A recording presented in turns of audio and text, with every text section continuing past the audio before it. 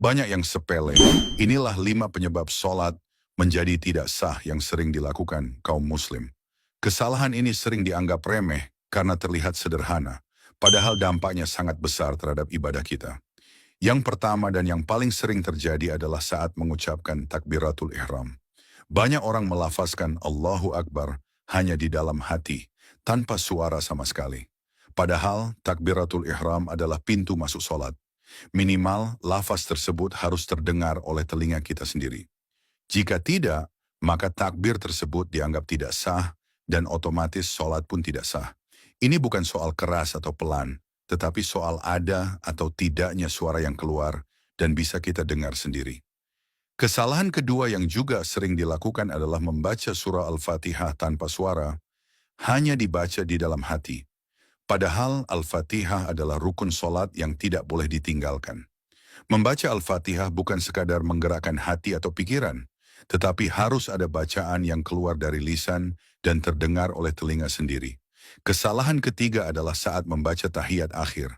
Banyak orang terlalu fokus ingin cepat selesai, sehingga bacaan tahiyat akhir hanya dilafazkan dalam hati. Padahal tahiyat akhir termasuk rukun solat yang wajib dibaca dengan suara yang bisa didengar oleh diri sendiri. Kesalahan keempat yang sering luput dari perhatian adalah membaca solawat kepada Nabi Muhammad Shallallahu Alaihi Wasallam dalam tahiyat akhir tanpa suara. Padahal solawat tersebut adalah bagian penting dalam solat. Sekali lagi, ukurannya bukan keras atau lirih, tetapi harus ada suara yang keluar dan bisa kita dengar sendiri. Kemudian kesalahan kelima adalah saat mengucapkan salam pertama. Banyak orang mengucapkan salam hanya di dalam hati, atau sekadar menggerakkan bibir tanpa suara. Padahal salam pertama adalah penutup solat yang wajib dilafazkan dengan suara yang terdengar oleh telinga sendiri.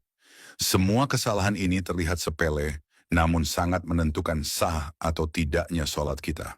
Dari penjelasan ini dapat disimpulkan bahwa sah atau tidaknya solat bukan hanya ditentukan oleh gerakan, tetapi juga oleh bacaan yang dilafazkan dengan benar. Semuanya wajib dilafazkan dengan suara yang terdengar oleh telinga sendiri.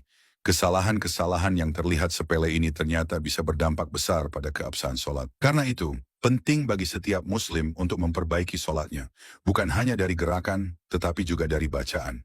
Ingatlah sabda Rasulullah Shallallahu Alaihi Wasallam bahwa siapa saja yang menyampaikan satu ilmu, lalu ilmu itu diamalkan oleh orang lain, maka pahalanya akan terus mengalir meskipun orang yang menyampaikan ilmu tersebut telah wafat. Hadis ini diriwayatkan oleh Imam Al-Bukhari. Maka jika ilmu ini bermanfaat, sebarkanlah agar menjadi amal jariah bagi kita semua.